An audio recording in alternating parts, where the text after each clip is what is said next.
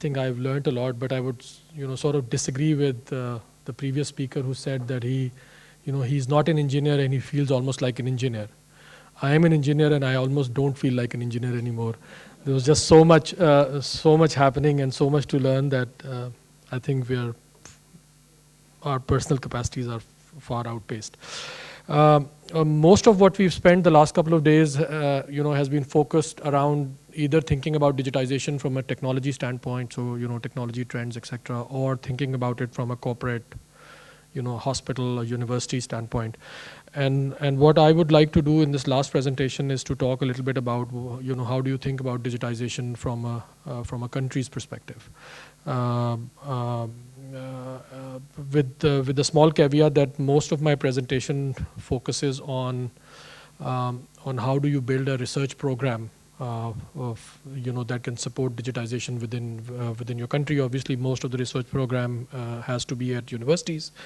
So with the exception of a couple of slides in the beginning, most of my presentation would focus on Pakistan's experience. This arrow, right? Yeah. Okay, so this is the sort of sequence of my presentation. I'm going to talk about some emerging drivers of digitization for Pakistan. Again, we heard a lot about how companies are trying to compete with each other. Banks digitizing, universities digitizing across the world. But those drivers may be slightly different for countries like Pakistan, and I would also think places like Kyrgyzstan and other places in Central Asia. So I think thinking about those drivers and how they might be driving digitization in a place like Pakistan is useful. I'll talk a little bit about the challenges to digitization. Again, these might be unique from the perspective of somewhat less developed and developing countries. Like Pakistan and Kyrgyzstan. Then I'll talk about a little bit about the need for building this research, this foundation for research to go with digitization, and I will then present a case study that I was involved in, in Pakistan, and talk about how we went about building this, and finally, some lessons for Central Asian republics and Kyrgyzstan in particular. So just a bit about me before I start. I'm an aeronautical engineer by my first degree, and spent 6 years doing science and innovation policy at the RAND Corporation in the US. Did my PhD from there as well as worked there. And then I worked for a British company called Angle PLC, which was a very boutique technology commercialization policy management, venture firm. In my last couple of years, I became their head of the Middle East operations, and we traveled a lot around, Middle East, the Gulf, did a lot of work in the Gulf as well. And then I moved to Pakistan in 2013 and started a non-profit called Pakistan Innovation Foundation. Most of what I'm going to talk about today, though, is based on these last couple of years that I spent as member Science and Technology and IT at the Planning Commission, in the government of Pakistan, where I was responsible for carrying out due diligence and approval of about $2.5 billion worth of science and technology programs. These days, I'm chairing a national committee on research and development with the Higher Education Commission, and also a managing partner for INNOVentures Global, which is a firm that specializes in commercializing IP from universities. Okay, so the key drivers of digital transformation in a country like Pakistan, unlike what we've been hearing, all along, these 2 days are somewhat different. There's not a lot of focus on, people saying, okay, we need to digitize, etc., etc. A lot of times these drivers are sort of being imposed upon the country. So I think one of the key drivers of digitization is, increasingly the government, services being provided, through digital means. Pakistan has, I think, one of the world's largest identity management system, with 100 to 120 million, national ID cards that are smart cards that can be used track data and provide build services on. Although we haven't sort of really capitalized on this yet a lot, but that provides a foundation and one of the drivers for digital transformation. I think a number of drivers from the economy side are important. In particular, financial inclusion agenda, which is being driven around the world, particularly from the Gates Foundation, but also the World Bank and other agencies. There is this report that is slightly highlighted, and this only talks about the impact of financial inclusion over the next 8 years, globally, but also particularly in the emerging market countries. In Pakistan, for instance, according to McKinsey, Global Institute, financial inclusion would create an additional GDP of $36 billion over the next 8 years if we were to do this right. It would also create 4 million jobs and reduce $7 billion of leakages within the government payment systems. So huge opportunities. Again, this is not an agenda that the government essentially is driving on its own, but it's sort of being imposed from outside. Access to healthcare, education, various kinds of agricultural services, another important driver for digitization. 25 million kids in Pakistan are still out of school, and the traditional brick and mortars system just wouldn't work. We have to also create 100 million jobs for kids under the age of 15 in the next 15 years as they grow up and join the labor force. So again, tremendous potential here, and it is quite clear that some form of digitization and automation is required here. Mobile telephony, the penetration of smartphones is important. I think the country has more than 80% mobile penetration, and in the last really 2-3 years since the advent of 3 and 4G in Pakistan, the number the growth in smartphones and mobile broadband internet has really surpassed the expectations. So we started with about 2 to 3 million mobile smartphones about 3 years ago when we first launched 3G and 4G, and the expectation was that this would grow slowly because mobile phones are expensive, smartphones are expensive, and people don't have the capacity to buy. But we've really grown in the last 2-3 years from 2 to 3 million to 30 to 40 million and more. Advances in computing, cloud, social media, obviously these are sort of global drivers that affect Pakistan in also in a variety of ways. The rise of the sharing economy obviously is another sort of entrepreneurial driver for digitization in the society.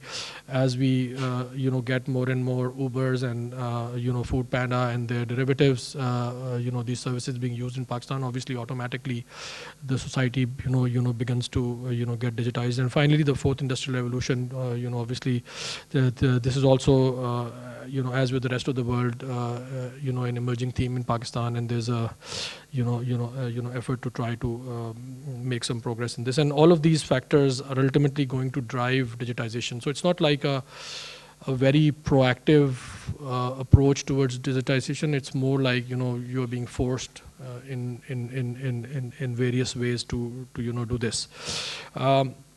Major challenges of digitization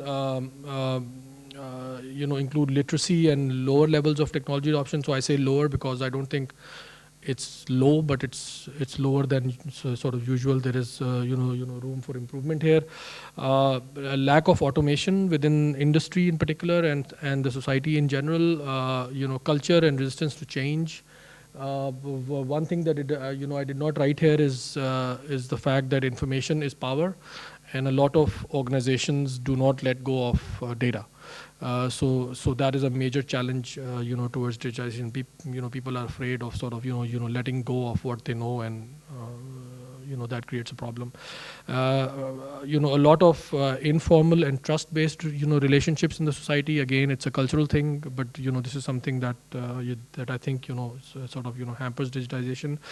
An underdeveloped state sector and a large undocumented economy. So these are all factors that I think are major challenges in a small country like it's a big country, but relatively underdeveloped country like Pakistan, and these would also probably be found in maybe other Central Asian republics as well.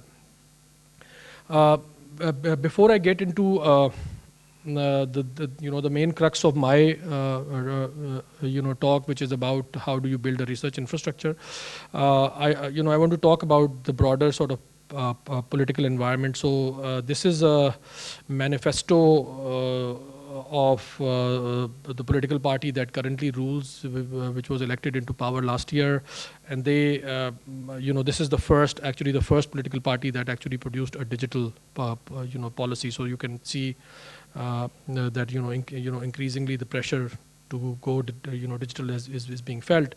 This is 2018, and I've just sort of picked a few phrases from in there. So successive governments failed to come up with a long-term and committed approach to a digital economy. Pakistan has lost 20 years of potential progress in the field of IT and underperformed by a factor of 5. Government policies in the past 5 years are characterized by competition with private sector and maintaining control in a decentralized and fragmented environment. More than 70% of the 20,000 IT graduates produced annually are unemployable. So, there is a bit of bashing your opponent here as well, but most of these things I think are more or less correct. That has been the dilemma of and this was the kind of response. This was the main sort of to-do list of the digital policy that this government released before the elections. And the key elements of the response are that we need a long-term policy and program are required rather than shortcuts, and only through major investment in people shall we get the best ROI for the nation. We need to have a fundamental shift in mindset of the government from traditional industrial era thinking to a knowledge economy thinking. There were suggestions to create a knowledge economy authority, which would have a $2 billion digital transformation initiative. If you compare this $2 billion with what is being spent currently within the country on IT, from the public sector side, this is like almost 100 times increase of the public spend on IT in the country. These were sort of the key initiatives that the current government had proposed before it came into power. Okay, so why do we need a research foundation for the digital transformation of the country? So obviously, when a country decides that it wants to go through this process of digitization, the initial steps usually are to basically beg, borrow, and steal. Essentially, you will get the technology wherever it is available. Maybe you will develop some use cases, identify some use cases, develop them and deploy them. This agenda usually primarily is driven by the big five, multinational corporations, large, IT companies that are, looking to get contracts to carry out, digitization, and a lot of focus in the past have been on in-house development and customization, within the companies and also within the government institutions that are responsible for this kind of thing. So we've had the National IT Board and the Punjab IT Board, which are the two major IT boards, and most of the digitization that they have done in the past has been within the organization. But in order to really take this forward, the next logical step or a parallel step is to sort of build a research foundation. If you need to really do this, you need to train very high level of manpower. You need to reduce your dependency on vendors, particularly foreign vendors. You need to address uniquely local challenges, and you need to build futuristic solutions and hopefully create some global competitiveness. And most of this would probably happen inside a university. So that's why I think a parallel research initiative within the universities is really important, because it builds the foundation for for the future. Next one. So here is the context of the research, of the university sector in Pakistan. There have been investments over the last sort of 15 or so years in higher education. The country has trained about 15,000 or so PhDs. About 7,500 of them, of them are from foreign universities. Majority of these PhDs are in science and technology, engineering, and IT fields. The publication output has increased steadily, but there's little solid evidence of real impact on the ground. So research versus development. While we've gotten really good at writing papers, a lot of it has not transformed into real impact on the society, and that's something that is increasingly questions are being asked about it.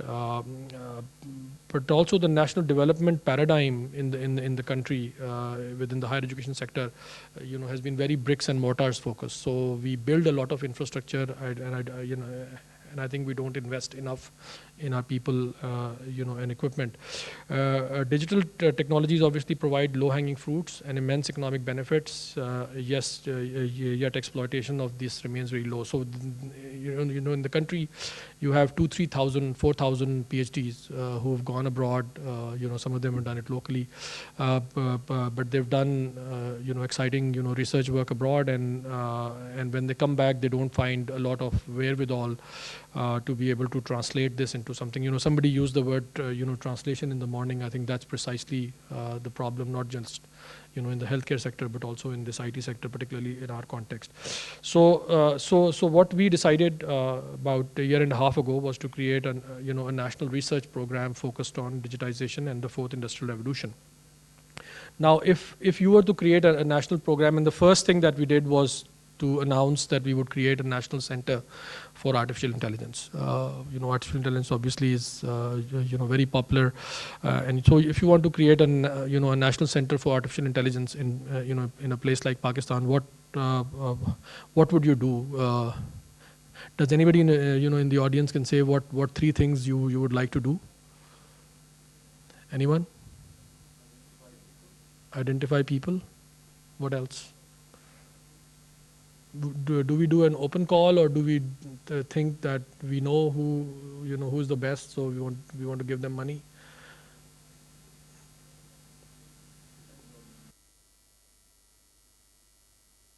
Okay.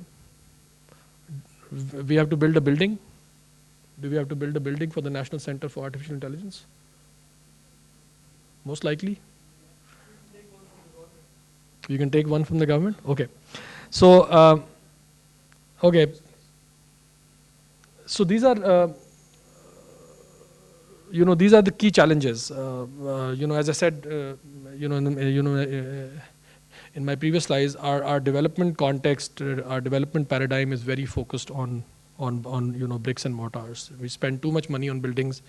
We spend too little money on people. If you were to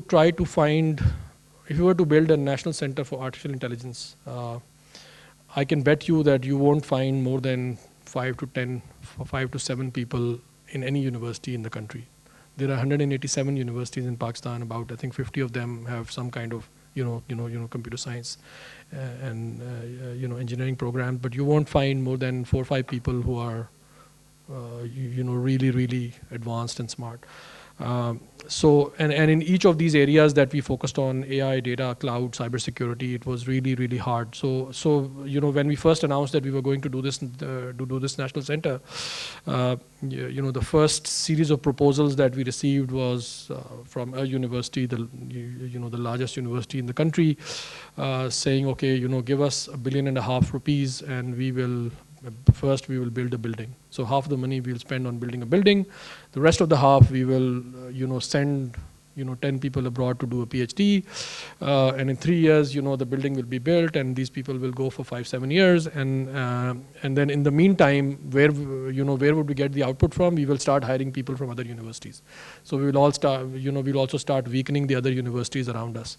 So we started getting those kinds of proposals, and immediately we thought that's not the right way to do this. There was also there's also this this problem of lack of prioritization of local problem solving, and a big part of this is lack of availability of local data. I spent 2 years in the government, literally sort of hammering on the heads of bureaucrats that I want all the government data to be put into one place, somehow accessible, for people to be able to do do their research on them. So if our PhDs, obviously somebody has gone to Stanford and did his PhD at Stanford, came back to Pakistan. He has no access of Pakistani data.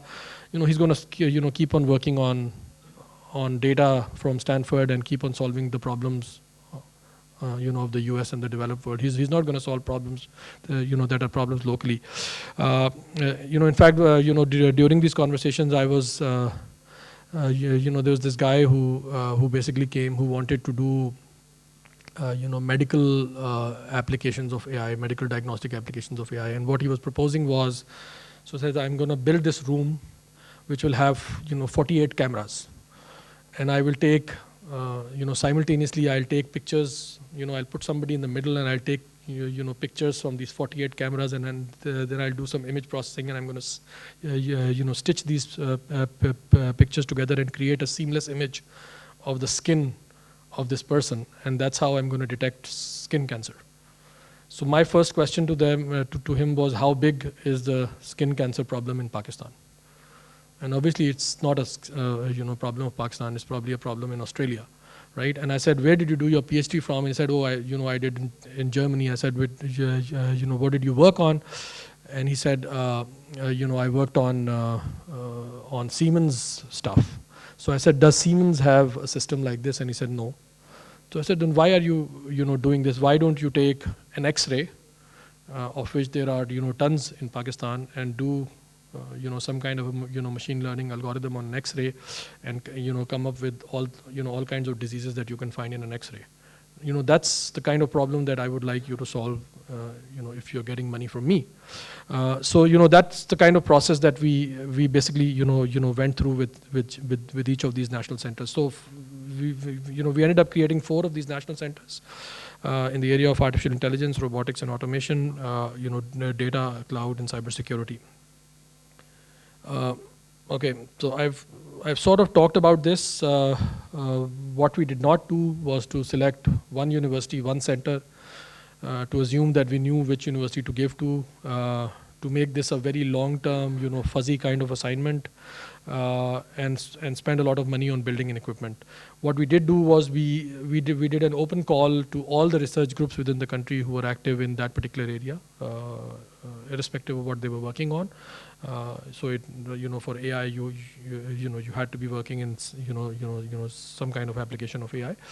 We did 2 rounds of presentations. So instead of asking these professors to write detailed research papers, proposals for me, which they are very good at writing, I asked them to present in front of a committee in a very entrepreneurial kind of way. So they got 5 minutes to make their first pitch, which was about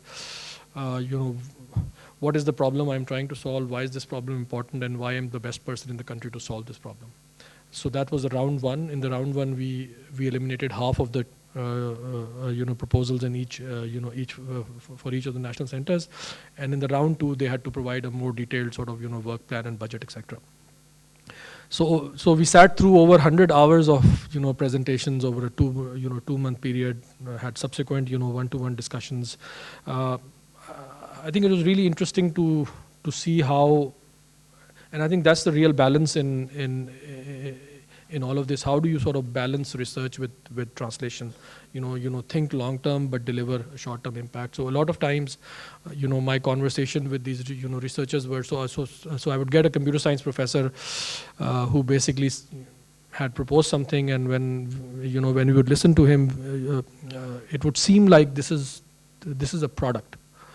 So I said, how many people do you think you need to do this? To make this happen? And he said, I need 50 developers.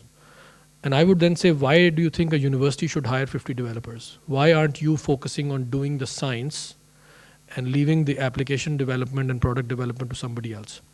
And what we were able to do then was also to take each of these individual research groups and professors and tie them with other national actors, and create these sort of forced partnerships in a sense.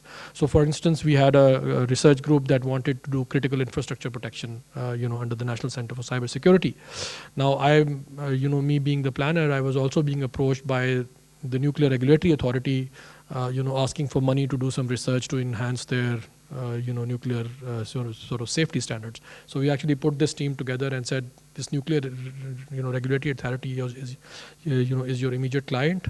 You're going to solve his problem, and in the process you're going to solve other problems, but that's your initial focus. Similarly, we put together another cybersecurity group with the with the FIA, which is the equivalent of the FBI in Pakistan, which is involved in cybercrime and those kinds of things. So these partnerships were also formed, and they were considered an important part of the proposal. We also defined 6 monthly KPIs for each of these research groups, going up to 3 to 5 years, and these and with clearly laid out deliverables. So as a result of this process. Can you go to the next? These 4 national centers were established in end of 2018. About 5 billion rupees of funding, 46 labs across these national centers, and these national centers are essentially virtual entities. So the labs are spread all across the country. The national center is just a coordinating body, and the face of the effort. And within these labs, we tried to make sure that we had covered sort of all the bases. So in the National Center for Cybersecurity, for instance, we had a lab that was working on mobile phones. There was a lab that was working on IoT security, a lab that was working on critical infrastructure. So all the sort of major bases that we think we needed to sort of develop research capacity over a period of 3 to 5 years were represented. Now, between these 4 centers and 46 labs, we employed 250 plus professors, 500 plus research associates, 500 plus PhDs, PhD students, 2,000 plus master students, and tens of triple helix partnerships. So that's the structure that we created, and this is just sort of an overview of more or less all of these each one of these 4 national centers are similarly structured. So it's a virtual network of about 10 to 12 labs, specific focus on achieving a scientific breakthrough in a subdomain of of that area, choice of labs to focus on local problem solving, industry and triple helix partnerships, a mandate to showcase and spin off technologies that are developed. So each of these labs is given a target to spin off a number of companies over a 3-year period. We also gave them a dedicated, R&D fund to start newer lines of inquiry. So obviously, whatever we decide today, may not be the end all. The speed with which this technology is evolving needs that newer lines of inquiry would have to be started. And we required them to become sustainable in 3 to 5 years with 3-year KPIs already. So by sustainability, what we mean is that these labs have to at least cover their human resource cost. So what we've done is we've basically given equipment and manpower to these very smart professors who otherwise had returned from the US or Europe or somewhere and were their talents were being wasted because they did not have access to equipment that they required to do further research. So if their sort of equipment level was say about 4 on a scale of 10, what we did was through this process we gave 250 of these professors, we sort of elevated them to 8 out of 10. And so with that, I think they are in a much better position to advance their research forward. And we also provide external oversight of this process through a national steering committee and a scientific and industrial advisory board. So that's kind of the basic structure of each one of these national centers. So really what we have done, and I think some lessons for the CS and Kyrgyz Republic are, what we've really done is we've decided to invest directly in the people. I think at the end of the day, your people are the most important thing. I mean, I was surprised, to be honest, to find out, so many talented people, and it really pained me to see that, they had done some excellent work abroad and they've moved back to Pakistan, and here they have nothing. To advance their work forward, and we as development planners continue to spend a lot of money on brick and mortar and not enough on enabling these people. Some of the people said to me that it is for the first time that we actually have RAs to work with us, because no government program actually funded RAs. We are a graveyard of of centers like these, which are called center of excellence. So either they are center of excellence on the, either they are excellent on the first day of their existence, or they never become excellent. So we have a graveyard of equipment where you provide a building and equipment, but no more investment in people. The second thing that we did was to find talent and fund it wherever it resides, not to cause brain drain from institutions. So I think that was another key. If we had gone with the model of creating one building which was called a national center at one university, it would invariably cause a lot of brain drain from other institutions as well. So in a place like Islamabad, there are 8-10 people distributed in 4-5 universities who can do AI. Now, if you create one institution, it would start, poaching some of these people, and that would create a brain drain in other institutions. Build upon your existing strengths and expand them. Create collaboration of problem solvers, solvers and potential clients. This is another thing. Our primary focus was, how can you create an impact locally? How can you solve a local problem? My whole target, and I'm not a technical expert in either of these 4 areas, but my whole the objective of my presence on the committee was to understand whether you're solving a real local problem. Is this something that the country should invest in or not?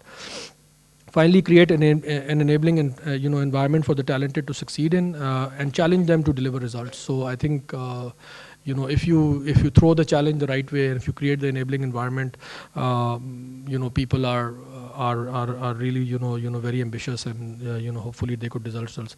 And finally, think global and act local. Again, what we did, we didn't want to be